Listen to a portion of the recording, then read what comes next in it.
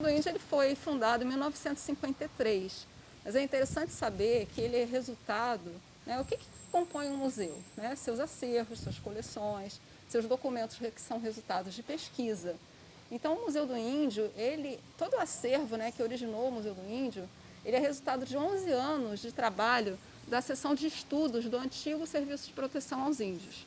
O Darcy Ribeiro, ele foi funcionário, né, do SPI nesse período, e ele foi um dos idealizadores, assim, uma das pessoas que deu grande incentivo para a formação do museu. Ele funcionou na rua Mata Machado, ali no bairro do Maracanã, no Rio de Janeiro, até 1977. Naquela época já se procurava, né, um espaço em que pudesse ampliar até o museu. Chegou a se pensar até onde hoje é o Parque Lage, né, foi um dos prédios imaginados para transferir o Museu do Índio. Só que naquela época acabaram usando o prédio para outra finalidade, né, até que transferiram em 78 para esse atual casarão, né, que a gente tem aqui em Botafogo, onde funciona o Museu do Índio até hoje. Então, de 78 até hoje, né, o museu está aqui instalado no bairro de Botafogo, no Rio de Janeiro. E a gente tem aqui acervos, né, de diversos povos do Brasil. Hoje é importante dizer que a gente tem mais de 300 etnias diferentes, 300 povos indígenas. E o museu ele tem coleções, artefatos, documentos, registro audiovisual, né, que inclui fotografias, vídeos, de cerca de 150 povos indígenas. E esse acervo ele cresce, né, porque o objetivo do museu é incentivar, promover pesquisas, projetos protagonizados pelos próprios indígenas. E todos esses projetos, né, eles resultam em acervo. E qual a importância dessa etnografia, dessas culturas para a nossa cultura, para o país? A gente cresce, né, imaginando que a nossa língua portuguesa, né, o português é a única língua falada no Brasil. Mas é importante saber que a gente, assim como tem mais de 300 povos indígenas no Brasil hoje, são faladas pelo menos 150 línguas indígenas, segundo os linguistas. O censo do IBGE de 2010, né, eles identificam 274 línguas. Então é com essa informação que a gente trabalha nas escolas, né, nas universidades. Mas se a gente for aprofundar o estudo de linguística, né, aí a gente entende as diferenças que existem dentro de cada língua. Então por isso os linguistas consideram 150 línguas como variações dialetais, que chamam, né, que são diferenciações dentro de uma determinada língua. O acervo é constituído de mais de 20 mil objetos etnográficos, como eu falei, de cerca de 150 povos indígenas, com o objetivo de ampliar também, né, a representatividade dos demais povos, uma vez que nós temos mais de 300 povos. Né. Como é que a gente consegue fazer isso, além da aquisição direta que a gente fala, né, comprando objetos, artefatos, né, brinquedos, a gente tem no acervo brinquedos, instrumentos musicais. Além dessa compra direta que muitas vezes o museu faz, né, junto às comunidades indígenas, também existem projetos de pesquisa. Né? Então hoje a gente tem um museu aqui fechado ao público para visitação, porque está em obras, mas o museu não parou em nenhum momento. Né? A gente há mais de 10 anos, né, tem um projeto de documentação de línguas e acervos. E através desses projetos, não só a gente documenta, né, essas línguas que estão em situação de vulnerabilidade, como a gente também promove a revitalização, né, de línguas que estão se perdendo. E isso tudo gera documentos, né, gera acervo, e eles estão disponíveis para o público através da consulta online, através das bases de dados. A gente está assim, muito ansioso trabalhando por isso. Né? A gente está aqui desde 2020 com uma situação de pandemia que para todo mundo, né, todo o país, atrasou, né, muitas coisas.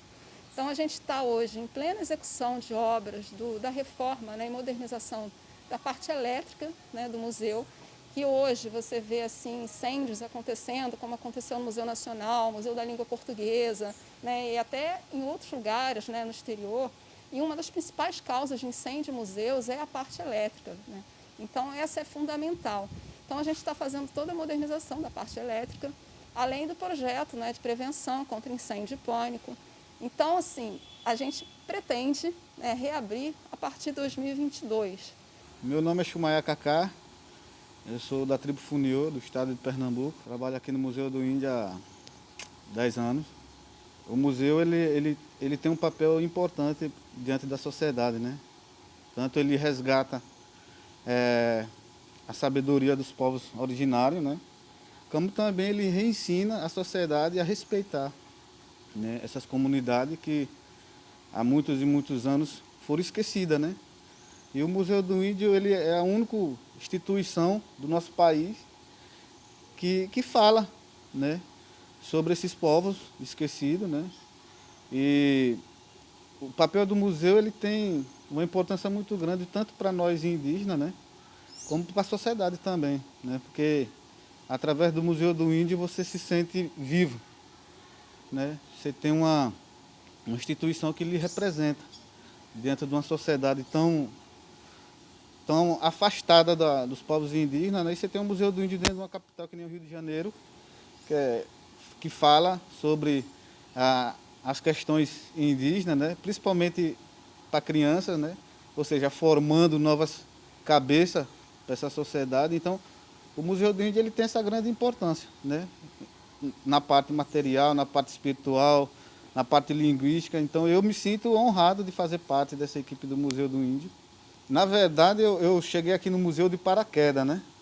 Porque eu fazia um trabalho, um projeto que eu criei chamado Índio nas Escolas. E através desse projeto, no CCBB, Centro Cultural Banco do Brasil, eu conheci o diretor do Museu do Índio. E aí ele me fez o convite para vir trabalhar no Museu do Índio e poder ajudar, né, o trabalho que o museu já exercia, né? Então foi um casamento perfeito, né? Primeiro de tudo, respeitar. Esse é o principal. Porque o Brasil ele tem uma grande diferença, né, de povos, né? São povos de diversos pensamentos, de diversas sociedades. Então, o brasileiro ele tem que se sentir índio também. Porque quando ele se sente índio, ele vai saber respeitar o modo de pensar, o modo de viver de cada um. Então, acho que a sociedade ela tem que entender hoje que o índio brasileiro hoje, ele não é isolado mais. A sociedade ela tem que aprender a conviver com esses povos. E se ela aprender a conviver com eles, elas vão ter uma cabeça totalmente diferente. Eu sou Monserrat Batista, sou poeta, sou compositor, sou artista gráfico, sou artista plástico e sou descendente dos antigos Goianás e também dos Botocudos de Minas Gerais. E vivo na Serra do Cipó. Desenvolvemos um trabalho de turismo e de resgate da cultura local em Minas Gerais. E estou gravando ao lado da Ana Cariri porque nas etnias indígenas a mulher sempre tem o seu lugar de destaque, de protagonismo. É um dos pilares da cultura indígena. A mulher, sem ela, nada existe dentro da sociedade indígena. E é por isso que não faz sentido eu querer mostrar um protagonismo sem ela aqui. Porque os brasileiros descendem da barriga de uma mulher indígena. Então, por mais que nós nos esforcemos em querer nos parecer com os nossos pais europeus, o sangue, a cultura, a tradição, a força da espiritualidade indígena está no ventre da mãe. É por isso que o Brasil do século XXI ainda não tem uma identidade cultural formada. E acho que um dos grandes legados da etnia indígena, que é o berço natural da sociedade brasileira, precisa de ser melhor entendida, melhor ouvida, para que nós, todos brasileiros, na nossa mestiçagem, na nossa multicultura, da nossa multietnia, possamos saber nos definir diante de nós mesmos e diante do mundo. Um povo que não tem história, ele não tem referência. E um povo que não tem referência é como um filho órfão, que não tem uma família. Ele tende a buscar referência na família do outro, na qual o outro normalmente não vai vê-lo como familiar. Então ele vai ser sempre essa pessoa com o complexo da bastardice. Por isso, precisamos de que o Museu do Índio seja, de fato, uma representação da imensa cultura milenar dos povos originários. Nós estamos hoje sendo chamados pela espiritualidade, não só indígena, para ajudar o povo brasileiro a recuperar e a ter uma identidade cultural nacional, brasileira, ameríndia. Você vai ser uma pessoa melhor, mais bem definida, se você entender melhor a sua história. E uma das coisas que faz você ter uma personalidade construída e, de fato, carregar o legado da sua cultura tradicional é quando você, pelo menos, entende qual foi a história étnica da sua família. Porque se você entender que você tem uma história étnica na família, dificilmente você vai ver que a sua parte indígena vai ver um indígena em contexto de abandono na cidade e vai tocar fogo nesse indígena. Porque você vai estar tocando fogo em você mesmo. Por isso, nós estamos aqui para poder trazer essa contribuição. Você tem dentro de você essa parcela de sangue de África. Então, é injustificável, você tendo consciência disso, você chegar num terreiro de culto e botar fogo e quebrar tudo. Então, mesmo que você goste de pizza, mesmo que você goste de guitarra elétrica, é importante que você entenda que a sua parcela europeia, entendeu? Precisa de ser respeitada, precisa de ser valorizada, que não tem nenhum problema. Você pode exercer essa cultura, mas desde que você não renegue as outras suas. Por isso que nós estamos aqui ajudando o povo brasileiro a se redescobrir no século XXI.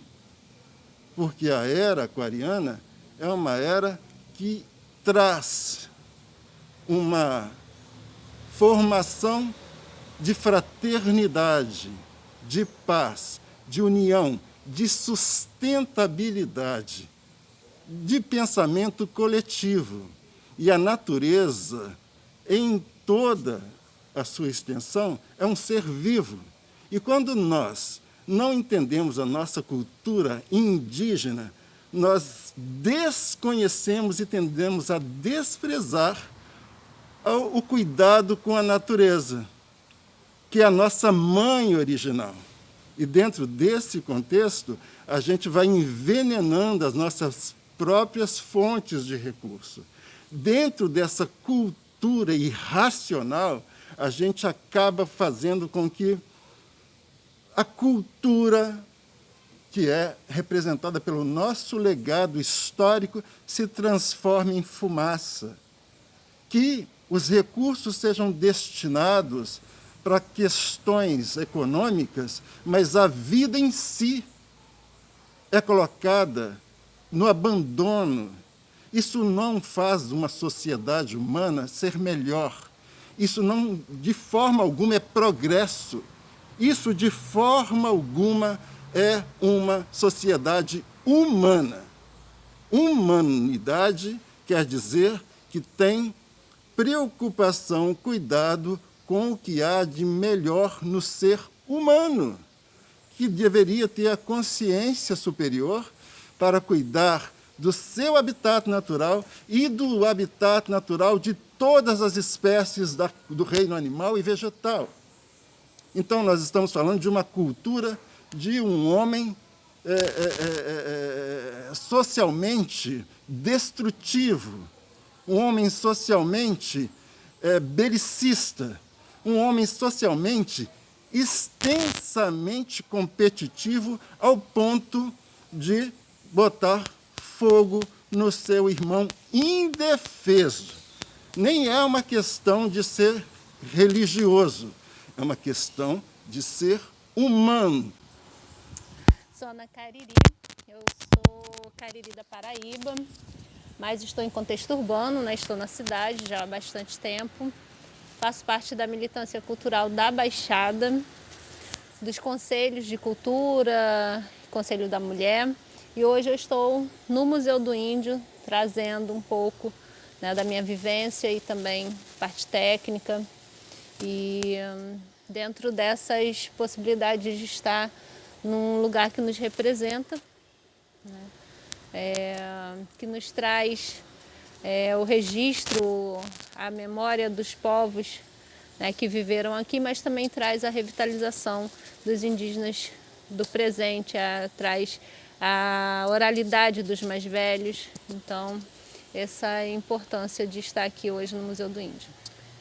Então, aqui no museu eu tenho trabalhado como arte educadora e também, né, trabalhando nas equipes, desenvolvendo projetos. Lá fora, né, como a gente fala, fora do espaço do museu, eu trabalho a arte indígena contemporânea, levo a expressividade, né, a história do nosso povo, a língua, o grafismo e toda a memória dos povos indígenas, do meu povo Cariri, que está voltando para o seu lugar de espaço, né, trazendo a ocupação de espaço. A gente traz e leva, né, na verdade, para os espaços de arte, da arte contemporânea. Então eu desenvolvo, né, hoje eu sou artista dentro das artes plásticas contemporâneas. A luta, eu coloco assim, a luta sem as mulheres indígenas fica meio desfalcada, né? Nós temos uma importância muito grande dentro da nossa cultura. A maioria as etnias vem, né, pelo menos a minha vem matriarcal. Então nós fomos criadas pelas mulheres, nós trabalhamos a arte, o artesanato, as rezas, sempre voltado, né, com essa representação do ser feminino, né, do cuidado com a mãe terra.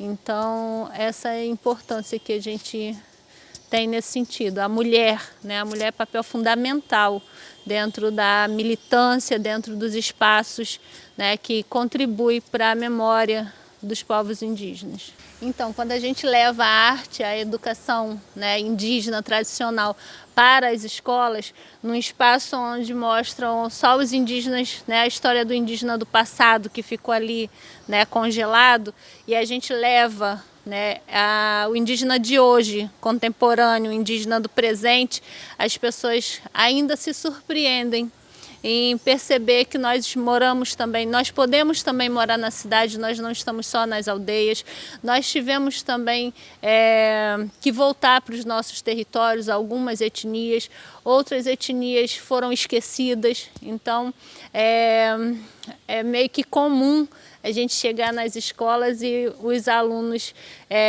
estarem esperando um chumaiá ou uma ana com a vestimenta de palha, com grafismo, pintado de urucum e fazendo a cena, né, de artistas que acham que nos representa. Então, a gente trabalha exatamente essa desconstrução, que nós podemos estar com roupas, com celular, com calça jeans, com salto alto, do jeito que a gente quiser, porque nós estamos na cidade, nós incorporamos a questão da cidade, o que a cidade nos traz, mas a gente não deixou de ter e de preservar a nossa essência. Então, mesmo na cidade, a gente faz os nossos cultos, as nossas rezas, a gente entende o sol, a lua, o tempo novo, o tempo velho. Então, a gente não perde nossos costumes por morar na cidade. O que a gente espera para quando o museu reabrir? E a gente vem assim num processo, né, em que cada vez mais a gente valoriza, e é super importante é entender o museu como um espaço de diálogo, de troca de saberes, de conhecimento, um espaço de acolhimento ao público, né, de estabelecer relações. Então, assim, isso é fundamental, pensar o museu como um espaço aberto, democrático, né, a pluralidade de vozes, de saberes e conhecimentos. Então, eu estou aqui, né, com a Ana, com o Serra, com o Chumayá, e assim como eles, assim, a gente quer ver esse museu cheio, né, de gente, né, de crianças, de adultos, idosos, né, pessoas de diferentes povos, né, representantes de diversas origens, enfim. Eu acho que isso é o que a gente mais espera para esse museu, além de continuar, claro, com a nossa missão, né, de continuar preservando esse patrimônio cultural, né, que está sob nossa responsabilidade, que é um patrimônio né, da nação, né, do povo brasileiro. De agradecer a Arena Carioca, né, por proporcionar esse espaço de diálogo, a gente conversar com outros públicos, né, dizer que a gente está sempre aqui à disposição, de portas abertas, né, sempre que vocês quiserem, para a gente poder trocar e conversar. Olha, felizes de estar podendo estar levando um pouco da nossa palavra, um pouco do nosso conhecimento, das experiências, eu, Monserrat, da Ana, do Chumayá, eu particularmente espero que possa contribuir em outras oportunidades também, se tiver, além das datas, né, de comemoração dos indígenas, que nós possamos ter mais datas durante o ano todo e mais oportunidades de fala. É isso aí. Eu fico feliz porque a Arena Carioca tem sempre contribuído com os espaços, né, de diálogo, principalmente na periferia, nas comunidades. Já conheci, já estive em alguns projetos junto com vocês e eu sei o quanto o papel da Arena Carioca é importante dentro do meio, né, do MEI, dali da Zona Norte, da zona, né, da Baixada também. Então isso agrega valores e leva, né, o trabalho do Museu do Índio, leva esse trabalho de equipe, leva a mensagem, né, de fortalecimento dentro não só do Museu do Índio, mas também do nosso protagonismo. Bom, eu só tenho a agradecer, né, a Arena Carioca, né, pela oportunidade de estar se expressando, né. Não são todas instituições que dão esse tipo de espaço e é muito importante que vocês façam esse tipo de trabalho que já vem fazendo, né, lembrando os povos originários nesse dia especial que é 9 de agosto, né, e que outras instituições se espelhem no trabalho que vocês fazem, de estar resgatando, de estar fazendo esse tipo de homenagem a esse povo que é esquecido. Então vocês estão de parabéns. Espero que vocês tenham uma grande caminhada e que o Museu do Índio está aqui à disposição dessa troca com instituições que respeitem, né, esse povo e que possam estar divulgando cada vez mais essa sociedade que, no meu ponto de vista, é sofrida, esquecida, mas tem um valor grandiosíssimo e que se muitas instituições soubessem e se espelhassem em nossa grande memória, nós seríamos outro povo, totalmente diferente. Então vocês estão de parabéns, Arena Carioca, eu agradeço e estou aqui à disposição, qualquer coisa que precisar.